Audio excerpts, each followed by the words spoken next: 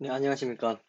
고려대학교 산업경영공학과 DSBA 연구실 최정은 석사과정입니다. 네, 이번에 발표할 내용은 CS24N 2019 15강 내추럴 랭귀지 제너레이션에 대해서 발표를 시작하겠습니다. 네, 먼저 목차입니다. 첫 번째로는 이전 강의에서 발표를 드렸던 랭귀지 모델과 디코딩 알고리즘에 대해서 살펴보겠습니다. 먼저 랭귀지 모델과 컨디셔널 랭귀지 모델에 대해서 살펴보고 다음 디코딩 알고리즘에 대해서 살펴보겠습니다. 그리고 마지막으로 소프트맥스 템퍼레이처에 대해서 살펴보겠습니다. 두 번째로는 내추럴 랭귀지 제너레이션 즉 NLG 태스크가 뉴럴 네트워크 기반으로 어떻게 적용되는지에 대해서 살펴보겠습니다. 먼저 Extractive Text Summarization이 어떤 태스크인지에 대해 살펴보고 뉴럴 네트워크를 사용하기 이전에 서머라이제이션에는 어떤 기법들이 있는지 그리고 살펴보겠습니다. 그리고 서머라이제이션을 평가하는 척도인 루지의 스코어에 대해서 살펴보고 마지막으로 뉴럴 네트워크 기반의 서머라이제이션 모델인 포인터 제네레이터 네트워크에 대해서 살펴보겠습니다. 그리고 마지막으로 에너지가 현재 어떠한 트렌드를 가지고 있고 향후 어떻게 나아갈지에 대해서 살펴보는 것으로 발표를 마무리하겠습니다. 네, 먼저 랭귀지 모델과 디코딩 알고리즘입니다. 먼저 랭귀지 모델을 살펴보기 전에 내추럴 랭귀지 제너레이션이 어떠한 태스크인지를 살펴보겠습니다. 내추럴 랭귀지 제너레이션은 새로운 텍스트를 만들어내는 모든 태스크를 말합니다. 예를 들어서 기계 번역, 그리고 서머라이제이션 중에 앱스트랙티브 서머라이제이션, 다이얼로그, 스토리텔링, 그리고 QA 등의 이제 내추럴 랭귀지 제너레이션 태스크가 포함되게 됩니다. 네, 그러면 랭귀지 모델에 대해서 다시 살펴보면 랭귀지 모델이란 주어진 단어들로부터 다음 단어를 예측하는 모델을 말합니다. 예, 아래 식에서 보실 수 있듯이 y는 1에서부터 t-1까지의 단어의 시퀀스가 주어지고 그 다음 단어인 yt를 예측하는 모델을 랭귀지 모델이라고 합니다. 뉴럴 네트워크 기반의 랭귀지 모델을 이전 발표에서 살펴보았었는데 대표적으로 2003년에 벤조가 제안한 뉴럴 네트워크 랭귀지 모델 NLM이 있고 그 다음에 RNN을 기반으로 만든 랭귀지 모델이 있습니다. 그렇다면 컨디셔널 랭귀지 모델링이란 주어진 단어들과 그리고 어떠한 입력으로부터 다음 단어를 예측하는 모델을 말합니다. 식에서 보실 수 있듯이 주어진 단어들 y는 1에서부터 t-1까지의 주어진 단어들과 어떠한 입력 x로부터 그 다음 단어 yt를 예측하는 모델을 컨디셔널 랭귀지 모델이라고 합니다. 컨디셔널 랭귀지 모델의 대표적인 예로는 기계 번역과 그리고 서머라이제이션 그리고 다이얼로그가 있습니다. 이러한 컨디셔널 랭귀지 모델이나 랭귀지 모델을 학습시키는 방법으로는 아래처럼 아래는 시퀀스 랭귀지 모델을 가지고 학습을 한다고 했을 때 인코딩 부분에서는 원본 원본 시퀀스가 입력으로 들어가고 학습 단계에서의 디코딩에서는 각 타임 스텝마다의 디코더가 내뱉는 단어가 다시 그 다음 타임 스텝에 입력으로 들어가는 것이 아니라 우리가 가지고 있는 타겟 센텐스, 즉 정답 센텐스를 입력으로 넣어줘서 학습을 시킵니다. 이렇게 학습시키는 방법을 티처 포싱이라고 합니다. 즉 티처 포싱이란 학습 단계에서 홀드, 즉 타겟 문장을 디코드에 입력으로 넣어주어서 학습을 시키는 방법을 티처 포싱이라고 합니다. 앞에서 보셨듯이 이렇게 학습시킨 랭귀지 모델이나 컨디셔널 랭귀지 모델을 가지고 이렇게 학습시키고 난 뒤에 그 다음에 텍스트를 어떻게 생성하는지에 대해서 살펴보자면 대표적인 예로는 디코딩 알고리즘이 있습니다. 디코딩 알고리즘은 이전 발표에서 조규현 석사과정 학생이 발표한 내용인데 간단하게 다시 살펴보자면 디코딩 알고리즘에서의 대표적인 알고리즘으로는 그리디 디코딩이 있습니다. 이 그리디 방법은 단어의 뜻에서도 알 수 있듯이 각 스텝마다 가장 높은 확률의 값을 가지는 단어를 뽑은 다음 그 다음 타임 스텝에 입력으로 넣어주는 방법을 말합니다. 그렇기 때문에 그냥 단순히 확률이 높은 값을 단어로 뽑기 때문에 백트래킹이 부족하고요. 그 결과 성능이 좋지 못한 문제가 있습니다. 예를 들어서 문법적으로 맞지 않는다거나 그리고 부자연스럽다거나 말이 안 된다는 문제가 발생합니다. 그리고 디코딩 알고리즘에서 살펴보았던 두 번째 방법으로는 빔서치가 있는데 이 빔서치는 각 타임 스텝마다 K개의 가장 높은 확률을 뽑은 다음에 음, 그 네거티브 로그 값이 가장 높은 값을 찾아 나가는 방법을 의미합니다. 이게 빈서치에서 이 K개는 사용자가 설정하는 값인데 이 K개가 커질수록 발생하는 문제들로는 어, 첫 번째로 계산량이 높아지는 문제가 있고 K개가 커지다 보니까 음, 실제 생성돼야 문장이 짧아지는 문제가 생기게 되기 때문에 BLEU 스코어가 감소하는 경향이 있습니다. 음, 앞에서 살펴본 디코딩 알고리즘 외에도 샘플링을 기반으로 하는 디코딩 알고리즘이 있는데 그 대표적으로는 퓨어 샘플링, 즉 타임 스텝 T마다 어, 확률 분포 PT로부터 랜덤하게 샘플링하는 방법을 의미합니다. 이 방법은 이제 그리디 디코딩 방법과 비슷하지만 그리디 디코딩은 확률 높은 값에 대한 알그맥스를 가져오는 반면에 퓨어 샘플링 방법은 확률 분포 PT로부터 어, 랜덤하게 샘플링을 한다는 것이 차이가 있습니다. 그리고 탑앤 샘플링이 있는데 이 탑앤 샘플링은 각 스텝 T마다 트렁케이티드 프로바빌리티 디스트리뷰션 즉 절단된 확률 분포 PT로부터 랜덤하게 샘플링하는 방법입니다.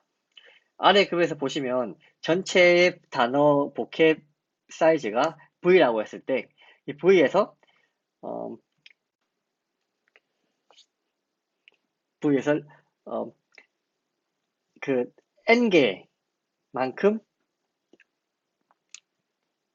N개만큼 절단한 다음 절단한 확률 분포를 가지고 랜덤하게 샘플링하는 방법을 탑앤 샘플링이라고 합니다. 그렇기 때문에 n이 1인 경우에는 가장 높은 한 개만 뽑기 때문에 그 한 개를 뽑는 방법은 앞에서 살펴본 그리디 디코딩 방법과 동일하게 되며 만약에 n이 전체의 복합 사이즈라고 하면 그냥 바로 위에서 살펴본 퓨어 샘플링 방법과 동일합니다.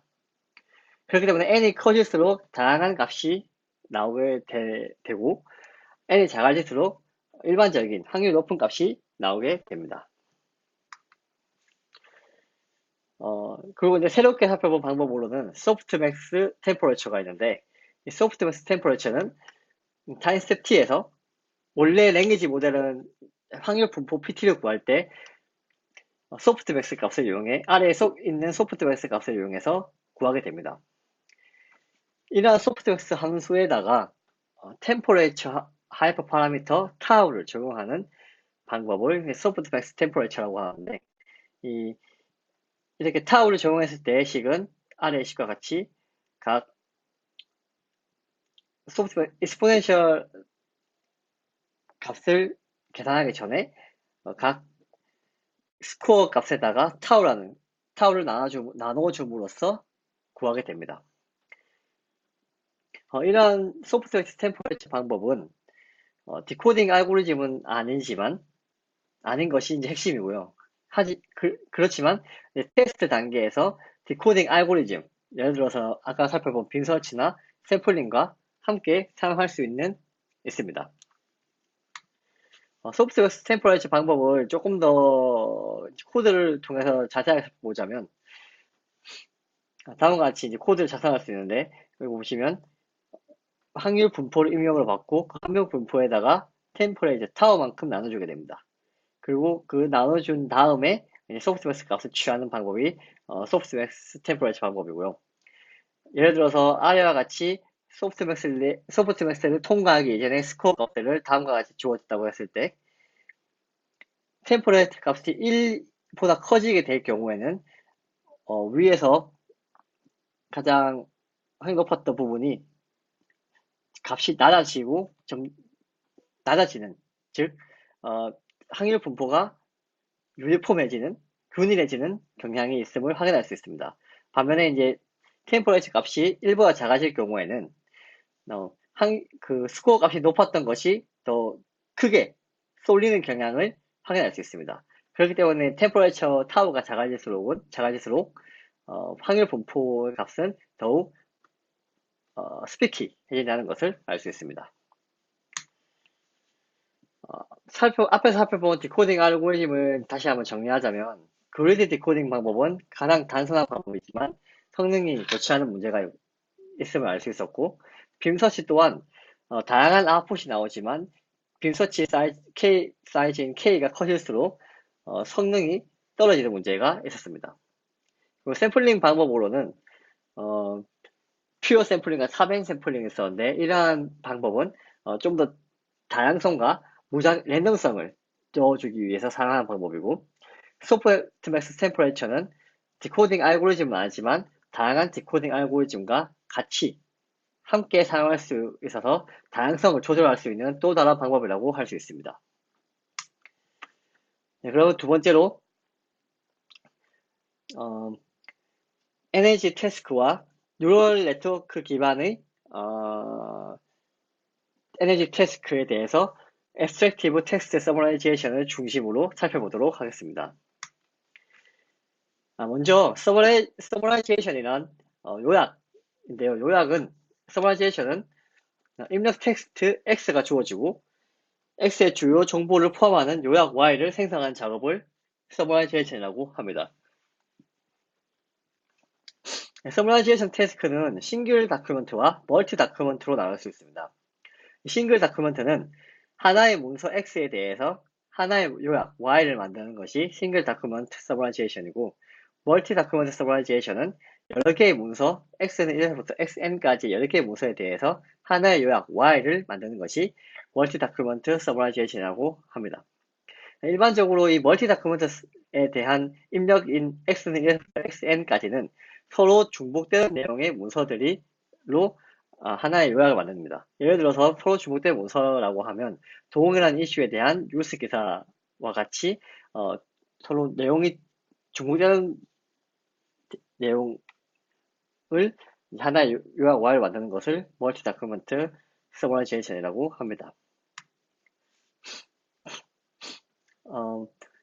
그럼 이제 멀티 다큐멘트가 아니라 싱글 다큐멘트에 대해서 좀 더 자세히 살펴보자면, 싱글 다큐멘트 서머라이제이션의 테스크에 적합한 데이터셋에 대해서 먼저 설명을 드리겠습니다. 싱글 다큐멘트 서머라이제이션 태스크에 적합한 데이터셋으로는 맨 처음으로 기가월드가 있는데, 이 기가월드는 뉴스 기사에 대한 헤드라인으로 구성되어 있는 데이터셋이고요. LCSTS는 중국의 웨이보의 게시글에 대한 요약 데이터셋입니다. 패러그래프이 주어지고 센텐스 서머리를 되어 있는 데이터셋을 말하고, NYT, CNN, 데일리 메일 데이터셋은 뉴스 기사에 대한 요약 데이터셋입니다.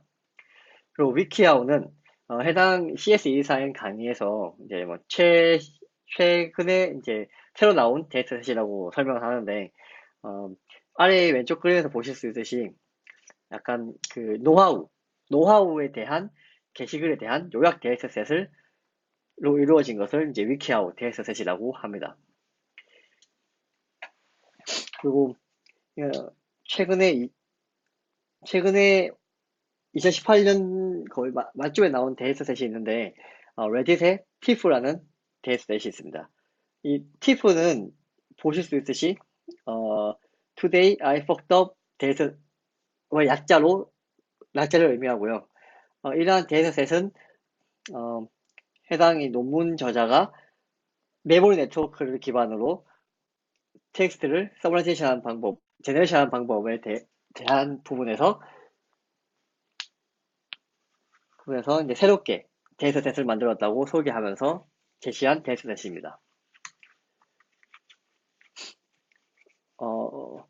이런 레딧 티프 데이터셋이 왜 서머라이제이션 테스트가 적합한 데이터셋이라고 할 수 있냐고 하면은, 레딧 사이트에 들어가 보게 되면, 이 티프라는 게시판에다가 이 게시글을 올릴 때에는 무조건 마지막에 TLDR, 즉, too long, didn't read.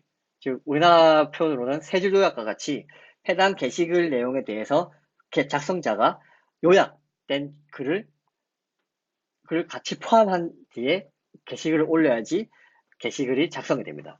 그렇기 때문에 이 해당 TIFF 데이터셋이 싱글 다큐먼트 서머라이제이션 데이터셋에 적합하다고 할 수 있습니다. 그렇다면 이 서머라이제이션에 대해서 두 가지 접근 방법이 있는데, 첫 번째로는 extractive summarization 이 있습니다. extractive summarization 텍스트, 즉 문서 내에서 원본 글자 그대로 중요한 문장을 추출하는 방법을 말합니다. 저희가 어떤 논문이나 어떤 책을 읽을 때 밑줄을 그어가면서 중요한 문장에 밑줄을 그어가면서 읽듯이 원본 글자 그대로 중요한 문장을 추출하는 방법을 의미하고, 이것은 실질적으로 새로운 문장을 생성해내서 요약하는 것보다는 훨씬 쉬운 테스트라고 할 수 있지만 그냥 글자 그대로 뽑아내기 때문에 약간 제약적인 테스트라고 할 수 있습니다. 반면에 이제 Abstractive Summarization 같은 경우에는 원본 텍스트에서 가장 중요한 정보를 내포하는 새로운 문장을 생성하는 방법입니다. 그렇기 때문에 앞에서 살펴본 Extractive Summarization보다는 훨씬 어려운 테스트이지만 좀 더 유연한 테스트라고 볼 수 있습니다.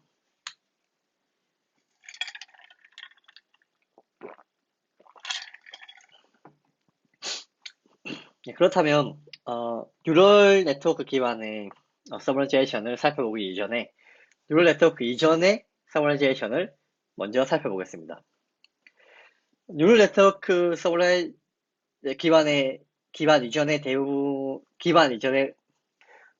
뉴럴 네트워크 기반의 서머라이제이션 기법 이전에는 대부분 extractive summarization 많이 사용했습니다. 이러한 extractive summarization 아래와 같이 전형적인 세 가지 파이프라인을 가지는데, 첫 번째로 content selection, 즉 문서에서 중요 문장을 추출하는 단계가 있고요. 그리고 이렇게 추출한 문장에서 중요도에 따라서 정리하는 단계가 있습니다. 그리고 마지막으로 이렇게 정리한 문장을 다시 요약 문장으로 구성하는 단계가 이렇게 세 가지의 파이프라인으로 구성되어 있습니다.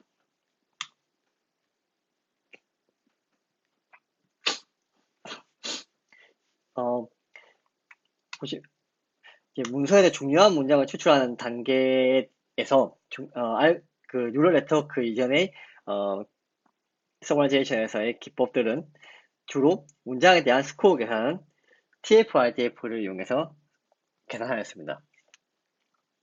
그 중에서도 그래프 기반의 알고리즘에서는 문서 내 문장이 하나의 노드가 되고, 문장과 문장 사의 유사한 정도를 엣지로 이제 표현하게 되는데, 이러한 기법은 페이지 랭크 알고리즘을 기반으로 하게 되었고,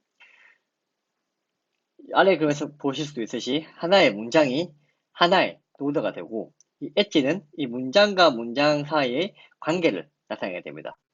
그리고 이러한 문장은 하나의 벡터로 표현하는데, 이 벡터를 표현하는 방법은 TF-IDF를 이용해서 다음과 같이 센텐스와 그 텀에 해당하는 매트릭스를 만들어서 벡터로 표현하여 나타내었습니다.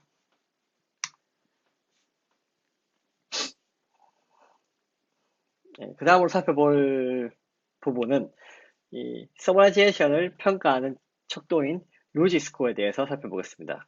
이 루지는 Recall Oriented Understudy for Existing Evaluation의 약자이고요.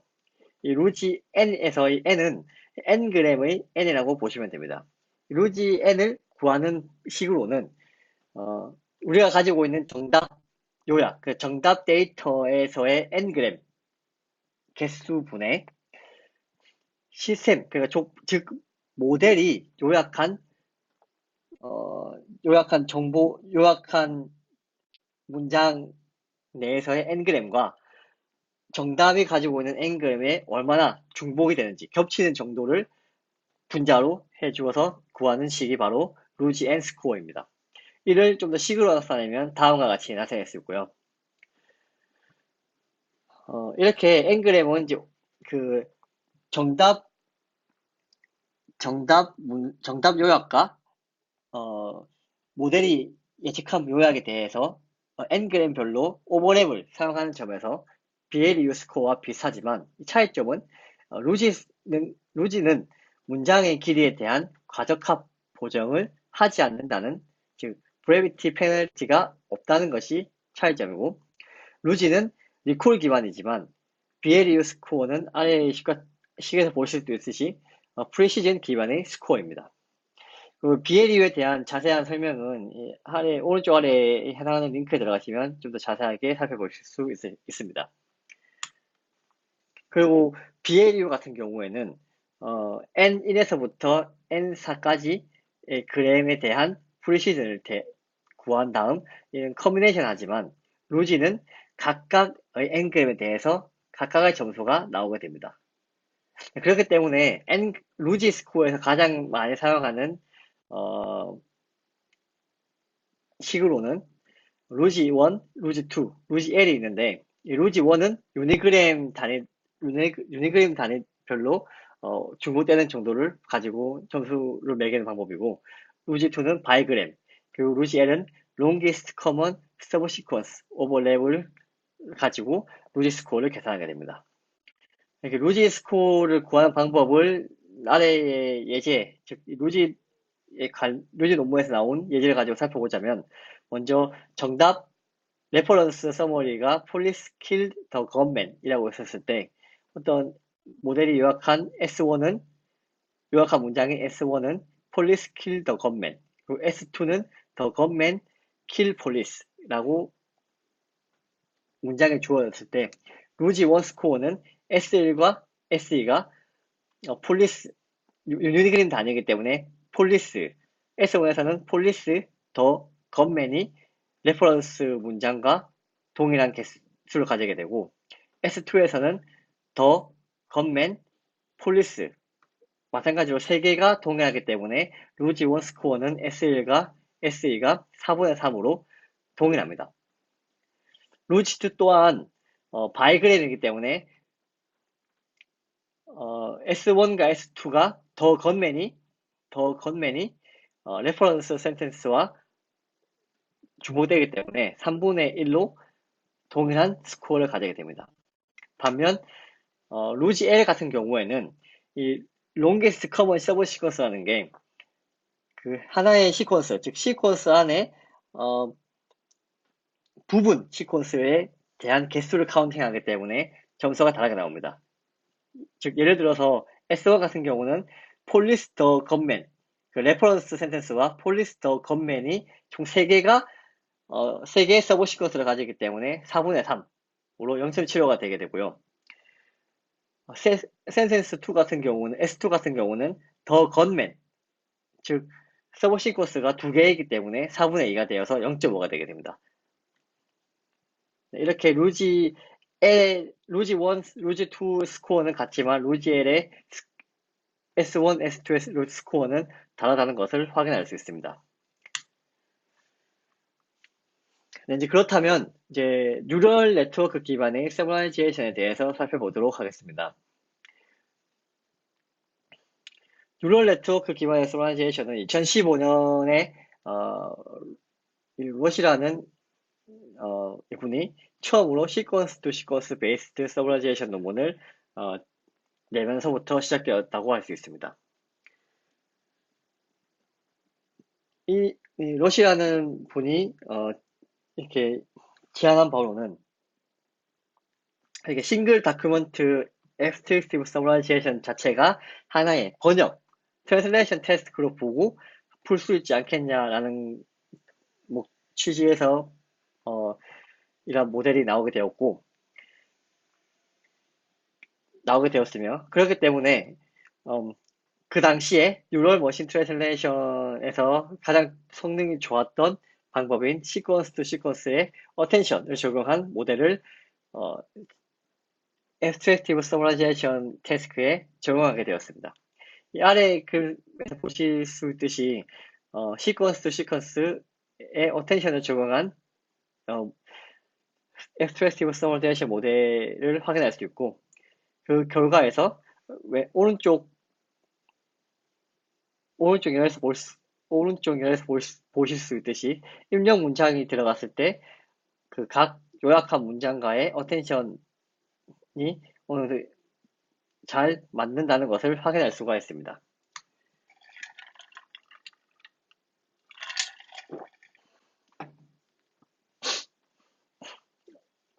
2015년에 시퀀스 투 시퀀스 어텐션 앱스트랙티브 모델이 나오고 난 이후로 신경망 기반의 서머라이제이션이 많이 발전하게 되는데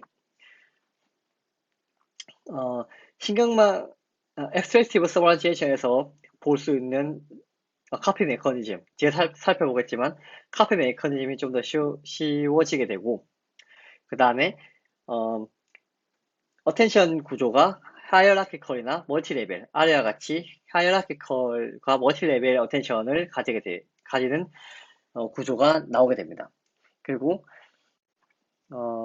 좀 더 글로벌하고 좀 더 이제 하이 레벨의 내용을 이제 선택할 수 있도록 컨텐츠를 선택할 수 있도록 모델이 발전하게 되고 이 요약에서 강학습을 적용해서 뭐 루지 스코어를 올린다거나 아니면 길이를 잘 맞춘다거나 모델이 요약하는 문장의 길이를 잘 맞춘다거나 하는 등의 강학습을 적용해서 요약하는 방법 또한 나오게 됩니다. 그리고 오른쪽 그림에서 확인하실 수 있으신 Extractive Summarization 기법과 뉴럴 Extractive Summarization 기법을 조금 뉴럴 네트워크 기반의 기법을 하이브리드 즉 합친 모델이 등장하게 됩니다. 아래 그림에서 보시면 본 입력 문장에서 피처 익스트랙션을 할 때는 Extractive Summarization 기법을 쓰고 그 다음에 문장을 요약할 때는 뉴럴 네트워크를 사용하여 모델링을 하는 방법이 나오게 됩니다. 그렇다면 이제 뉴럴 서머라이제이션에서의 카피 메커니즘에 대해서 살펴보겠습니다. 카피 메커니즘은 그 시퀀스 모델에서 이제 디코딩 과정에서 발생하는 문제를 해결하기 위한 방법인데 이 디코딩 과정에서 발생하는 문제는 크게 두 가지가 있습니다. 첫 번째로 문장을 생성할 때 OOV 문제, 즉 out of vocabulary 문제가 발생하고 고유 명사들의 출력 확률이 낮아지는 문제가 발생합니다.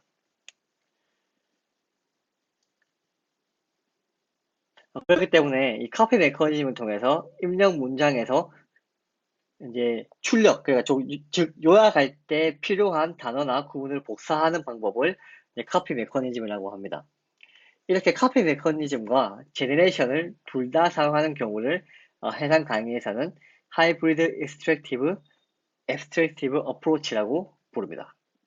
아래 그림은 이제 바로 뒤에서 살펴본 뉴럴 서머라이제이션 기법 모델 중 하나인 포인터 제너레이터 네트워크에 대한 전체 아키텍처인데 여기서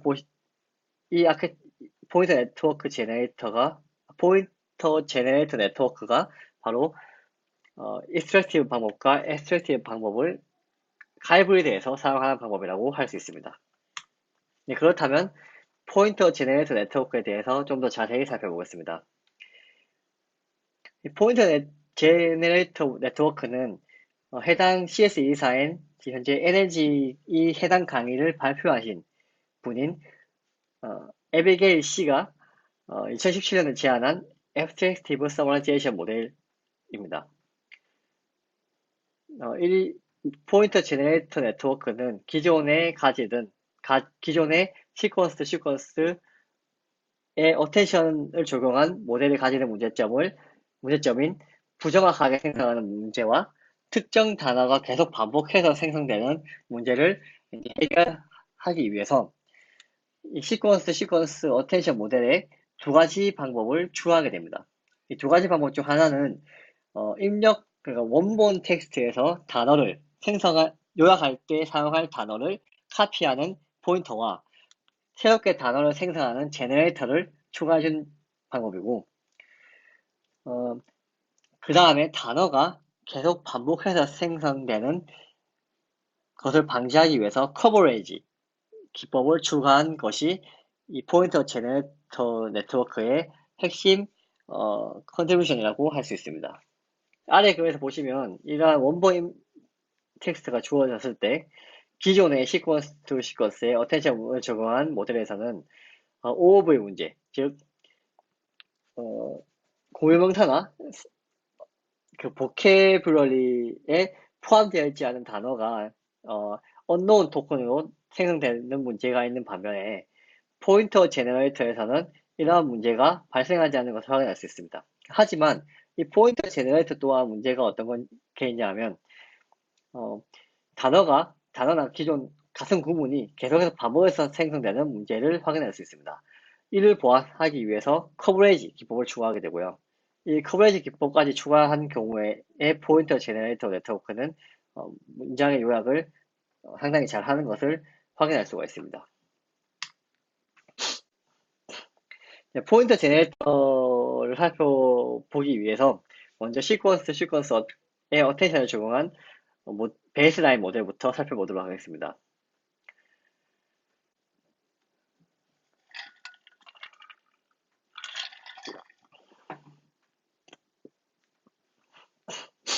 이렇게 시퀀스 인코더에서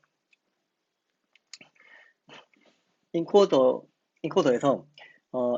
히든 스테이트와 디코더 단에서 타임스텝의 히든 스테이트를 입력을 받고 이걸 가지고 어텐션을 구하게 됩니다. 그 어텐션과 다음에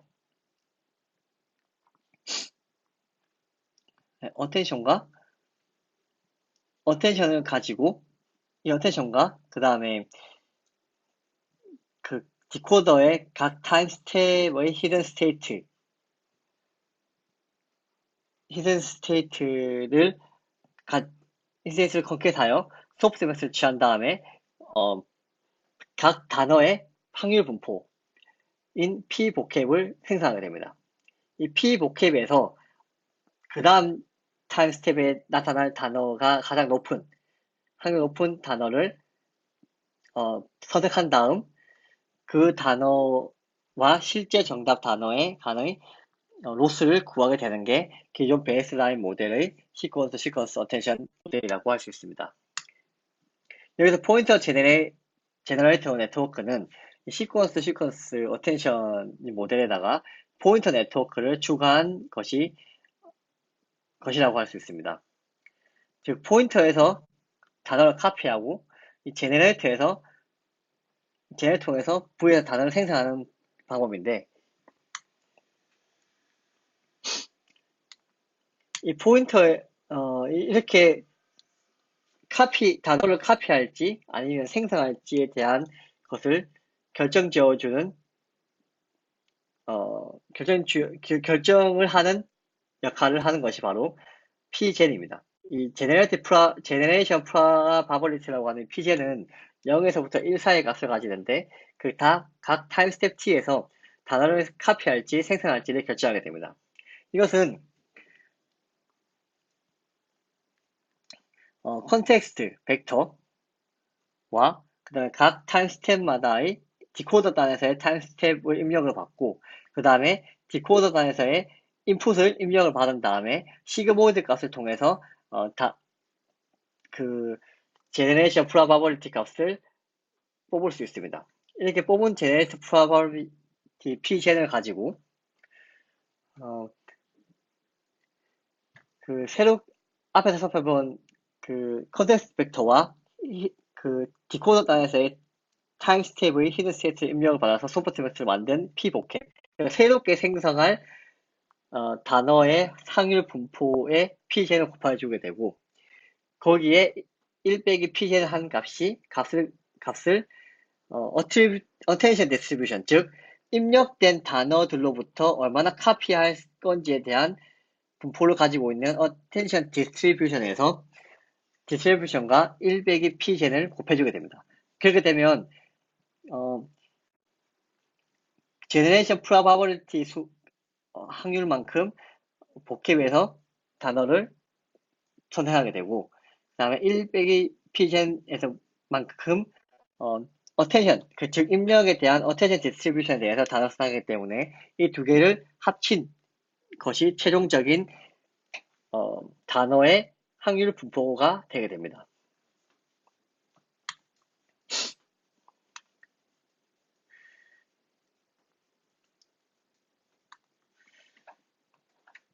두 번째로는 포인트 제너레이터 네트워크의 커버리지 메커니즘이 있는데, 이 커버리지 메커니즘은 시퀀스에서 자주 발생하는 단어의 반복 문제를 해결하기 위해서 포인터 제너레이터 네트워크의 커버리지 모델을 적용하게 됩니다.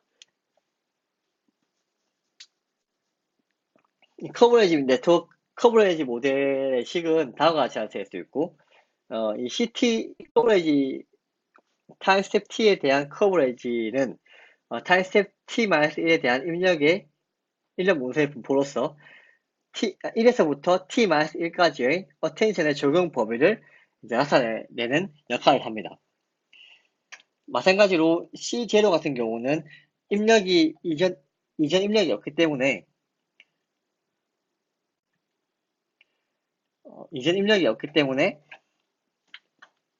제로 벡터로 이니셜라이제이션 해주고요. 이러한 커버리지 벡터를 앞에서 살펴본 이 어텐션을 구하기 전에 입력인 인코더 부분의 히든 스테이트와 디코더 부분의 히든 스테이트, 그리고 커버리지 벡터를 입력을 해주어서 입력으로 해준 다음 다시 어텐션을 구하게 됩니다. 그런데 이렇게 커버리지 모델을 적용했을 때 학습시키고 난 뒤에 평가를 해보니까 성능의 향상이 별로 없어서 해당 저자는 로스 펑션에다가 이 커버리지 로스 펑션에다가 이러한 반복해서 발생하는 문제에 대해서 페널티를 부여하기 위해서 커버리지 로스를 따로 정해줍니다. 이 커버리지 로스는 아래의 식과 같이 언텐션과 커버리지 중에서 가장 점수가 낮은, 그러니까 민 값을 더해줌으로써 커버리지 로스를 구할 수 있게 되고, 최종적인 로스에서 약간 레귤러라이제이션 텀과 비슷하게 람다로 구해줌으로써 이 커버리지 로스를 최종 로스에 더해주게 됩니다.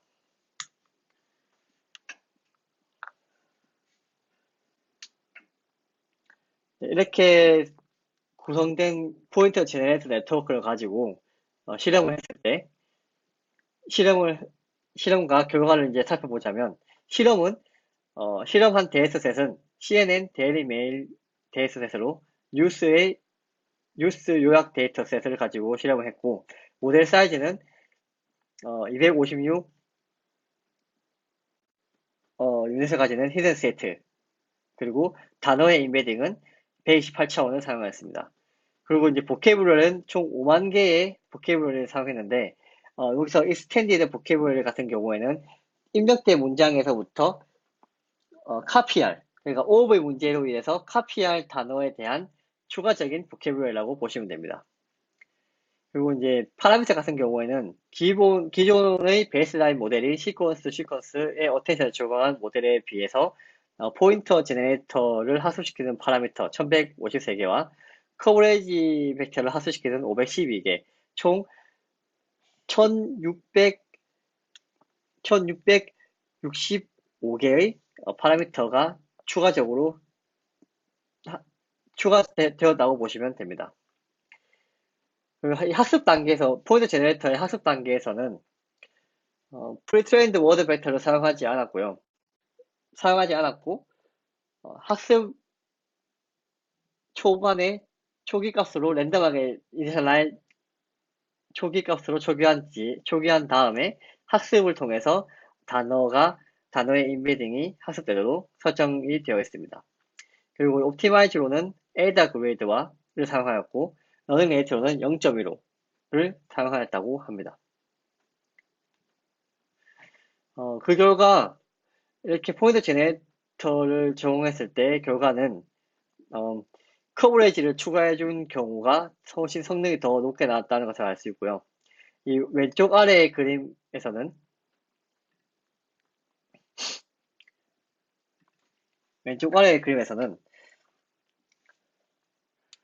커버레이지를 사용하지 않은 경우에는 이렇게 엔그램이 커짐에 따라서 중복되는 경우가 줄어들긴 하지만 여전히 중복되는 단어나 구문이 발생하는 것을 확인할 수 있고요. 그 반면에 이제 커버레이지를 사용한 포인터 제네레이터에서는 엔그램이 커질수록 단어나 구문의 중복이 없다는 것을 확인할 수 있습니다. 그리고 오른쪽 그림에서는 지금 카피 메커니즘과 제너레이션 메커니즘 두 개를 사용했을 때 이 포인터 제너레이터 네트워크가 실제로 extractive summarization task라고 할 수 있는지, 모델이라고 할 수 있는지에 대해서 약간 증거 자료로 이제 보여주기 위한 제시하는 지표로 볼 수 있는데, 보시면, 포인터 제네레이터에서 커버레이지를 사용했을 때, 엔그램이 증가할수록 새로운 단어들에 나타나는 빈도가 높아짐을 알 수 있습니다. 그런데 보시면, 기본 베이스라인 모델, 시퀀스의 어텐션 모델 같은 경우에도 엔그램이 커질수록 새로운 단어가 나타나는 것을 확인할 수 있는데, 실질적으로 봤을 때, 이 새롭게 나타난 단어들은 문맥을 맞지 않거나 문법적으로 틀린 단어들이 많았다고 합니다. 네, 그리고 마지막으로, NLG가 현재 어떠한 트렌드를 가지고 있으며, 앞으로 어떻게 나갈지에 대해서 살펴보도록 하겠습니다.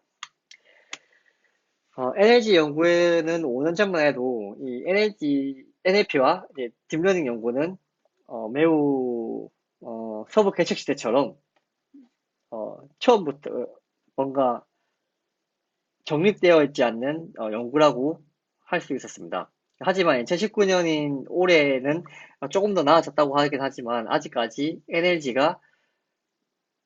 가야 할 길은 많이 남아있다고 이 해당 강의에서 설명하고 있습니다. 하지만 이런 뉴럴 기반의 NLG 커뮤니티가 이제 빠르게 이제 향상하고 있는데, 초기 NLP 딥러닝 커뮤니티에서는 성능이 좋은 이제 머신 트랜슬레이션 기법들을 가져와서 NLG의 태스크에 적용하는 방식이었다고 하면, 지금은 NLG 기법만의 새로운 기법들이 많이 생성되고 있다고 합니다. 그리고 NLG 워크숍과 이제 컴퓨테이션이 계속 증가하고 있는 추세인데, 대표적으로 뉴럴젠 워크숍, 그리고 스토리텔링 워크숍, 그리고 알렉사 챌린지가 있습니다. 아래의 그림은 올해 열렸던 NAACL 컨퍼런스에서 뉴럴젠 워크숍을 가졌던 것을 이제 캡처해서 넣은 그림입니다. 그 다음 부분은 이 해당 발표하신 에비게일 씨가 NLG 분야에 대해서 연구를 하면서 느낀 8가지 정도의 팁이라고 보실 수 있는데, 해당 팁은 비단 에너지 연구뿐만 아니라 다양한 연구에서도 동일하게 적용되는 이런 팁 같아서 추가적으로 넣은 부분입니다. 나중에 시간 되신다면 한번 읽어보시고 팁을 얻어가셨으면 좋겠습니다. 네, 이상으로 CS24N 2019 15강 Natural Language Generation 부분에 대해서 발표를 마치도록 하겠습니다. 감사합니다.